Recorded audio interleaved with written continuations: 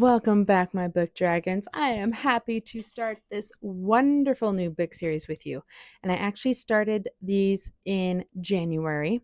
So it's been going on for quite a few months now, but I only recently got permission from the creators of these book challenges to be able to share them here on my channel with you all. So that way, if you want to join me in reading these challenges, you absolutely can.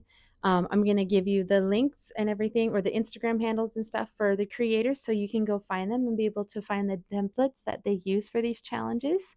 So that way you can try to do the book challenge yourself. So I have a friend on Instagram, and she has created this really cool book challenge. And apparently she does these epic book challenge each year. And this year was astrology. And so they do a lot of fun book prompts for all the different astrological signs. And I'm going to give that shout out here to Kat's Creation 614 and Kat's Book Nerds, which is where I found her. And then the Reading Scientist. She is the one that is putting all of this together. So this one, we're going to talk about the books that I read in January, because not only does she have her yearly challenge that goes along with this, she also puts out a monthly mini challenge with 4 different prompts as well. So, the January monthly mini challenge, the first book I read was a book with a 4-word title. And that one was called The Legend of by Aaron N. Hall.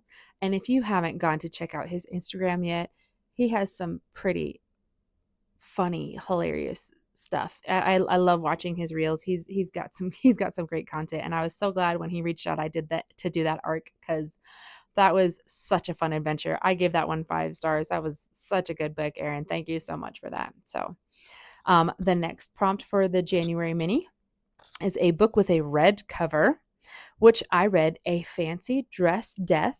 And this one is by both Anna Elliott and Charles Vallée, and it is part of their Sherlock Holmes uh, series. It's basically like a mystery series about Sherlock and his daughter. So, and I've been enjoying it so far. It's been nice, quick, easy reads.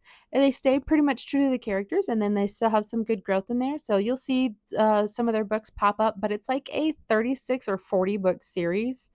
And I think A Fancy Dress Death is only like maybe book 6 or 7 that I have. So, but a mysterious or whimsical book was the next prompt for the January mini. And that one, I got this wonderful arc by Helen Pfeiffer, and it is The Vanishing Bookstore. If you haven't read it yet, I absolutely love that one. It was a great adventure, and I love the time looping aspect of it and the witch hunter aspect of it. It was really good. She wrote it really well. It could get a little bit confusing, but she states it clearly that you are at least able to follow along, and that's why I loved it so much. It was really well written. So thank you, Helen. And then the last prompt for the January mini is a book with a snake on the cover. And this one I also read from the Sherlock Holmes series by Anna Elliott and Charles Vallée. And this one is The Cobra in the Monkey Cage. And this one was interesting.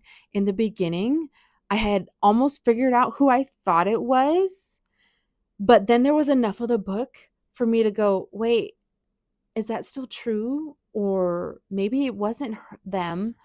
And then by the end of the book, I was like, oh, it was them. I never should have doubted myself. So it was a very cute metaphor for something that literally happens in the book and figuratively happens in the book. So I liked that one. So if you do like Sherlock Holmes, this is a good series to check out. So as far as the rest of the astrology challenge for Aries, the prompt I completed in January was a book that is the first in its series. And this one was Dragon of Wind and Flame by H.M. Clark. And she writes some really good fantasy books. I've been loving it. If you haven't, you should go check out her Way to Freedom series and her Black Watch Chronicle series. I've loved both of them so far, and I'm so glad to be on the ARC team for this new Dragon series that she's doing. So, Dragon of Wind and Flame by H.M. Clark. For Taurus, the prompt I completed was a book with 2 authors, and that was Breath of the Dragon by Shannon Lee and Fonda Lee, which part of me wonders if they're sisters, but I'm too lazy to do the research into that. If you know, feel free to tell me in the comments if they are sisters or if they're related somehow in another way. So, but I think it's really cool when authors can work together. And Breath of the Dragon was such a good book. I loved that book. It was so good.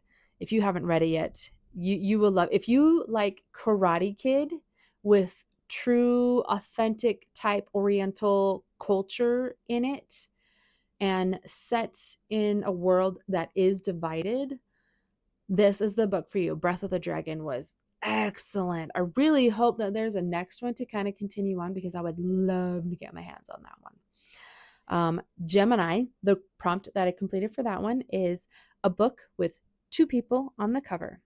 And I'm going to say thank you, Toni Cabell, because I read Return to Mooncrest Inn, which was also an arc from her. And that was such a good paranormal romance, small town romance. It was so good. Toni writes some of the best paranormal romances that I have read thus far. Libra, that prompt was a buddy read. And I'm going to shout out to my friend Meg and I believe Michelle. I'll put their tags right here.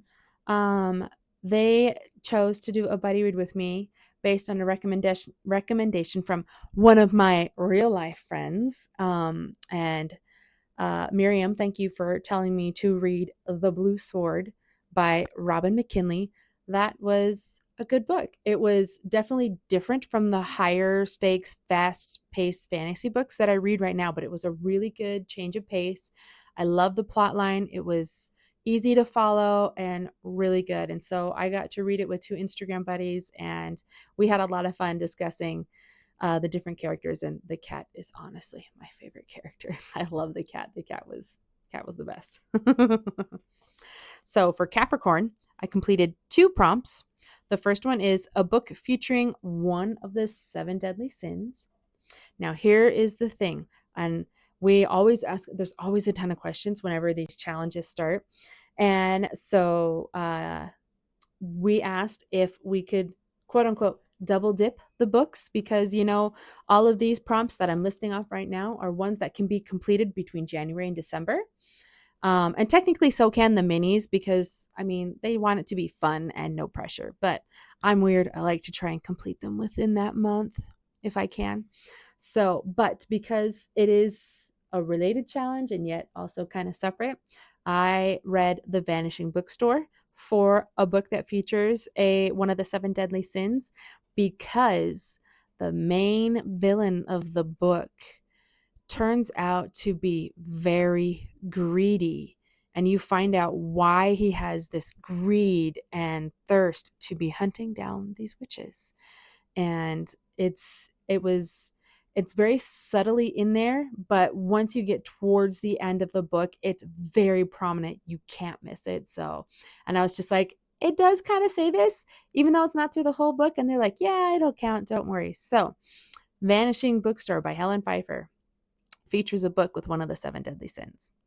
The next prompt I did was a book by an author who has 10 published books, which as an ARC reader can actually be kind of hard because usually when you get ARCs from an author, they don't have that many published books, but I am finding more and more of them that are, and I'm just late to the scene here. So, but I read Die Again, Mr. Holmes by Anna Elliott and Charles Vallée. And like I said, that is the Sherlock series home, and it's Sherlock Holmes series, and it's like a 40 book series. So yeah, that one definitely counted for sure as reading a book that was where the authors had more than 10 published books. Okay, next up is Aquarius, and I completed 2 prompts for this one as well. And the first one is a book with less than 1,000 Goodreads reviews, which also works out great when you're an ARC reader because when you get ARCs, they automatically have less than 1,000 Goodreads reviews. So I got to read the ARC Eunoia by Hannah Bree Campbell, and that was an interesting historical romance. And while I was not picked to read the second book, I do believe I'm going to get my hands on the second book just so I can see what happens with the rest of the story. It's very interesting. She does good at explaining the nuances and things that happen in their town and the season of courtship and how most people are engaged by the end of it. And it was a tragic end for one of the sisters. But that's all I'm going to say on that because I don't want to give spoilers away. So, but that was a good book. If you like good historical type romances, I'd check out Eunoia by Hannah Bree Campbell or Hannah B. Campbell. The other prompt was a book with a blue cover, which came perfect timing. So thank you, Rosalie Publishing and Estelle Rose, for this arc, which was Adult ADHD Executive Function 7-Week Power Up. And like I said, this is by Estelle Rose, and it's from Rosalie Publishing, and it is a really, really helpful book for those who have adult ADHD. She goes into how, a lot of people read a bunch of things to try and help find ways to reset their ADHD. But what I love about Estelle is that she gives you tools to put in your toolbox to help cope and work with your ADHD, which if you have ADHD, honestly, you really just should embrace the chaos. I am one of those wonderful ADHD neurospicy people. So I was also from a generation where that kind of diagnosis was not a thing. So I just learned that I jumped around a lot on topics growing up.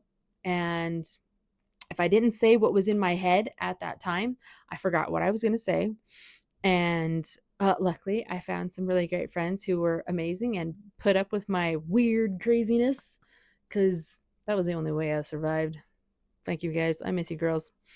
So that was a good one. And that one does help explain a lot. So Pisces, which is me. Ha ha ha. I'm a Pisces.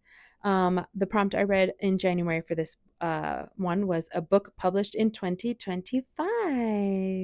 And this one was another double dip book. So thank you again, Erin N. Hall, for The Legend of So, and the fun thing about being an arc reader is it's one of those, I literally could pick any arc for this because Return to Mooncrest Inn was published in 2025, I believe. And The Vanishing Bookstore was published in 2025. Dragon of Wind of Flame was published in 2025. Breath of the Dragon was published in 2025. So yeah, it's there's quite a bit that I could have chose from, but that one just felt fitting, especially for me because it was just like it was such a fun little adventure, and I've since had fun making jokes because I had horrible health a couple of weeks ago that actually did put me into the hospital. And so I, at one point, commented on the author's reel saying, hey, I need some of those magical waffles. My health really sucks and I could definitely use a reset. So if you want to find out more about magical waffles with a traveling wizard, I would definitely read The Legend of by Erin N. Hall. So that wraps up my January book challenge for the Astrology book challenge of the year. Thank you, Cat's Creation 614, Cat's Book Nerds, and The Reading Scientist. You're amazing, and I'm so grateful to be able to share this challenge with all of my followers. As always, find new books, go on great adventures, and just have fun, my book dragons.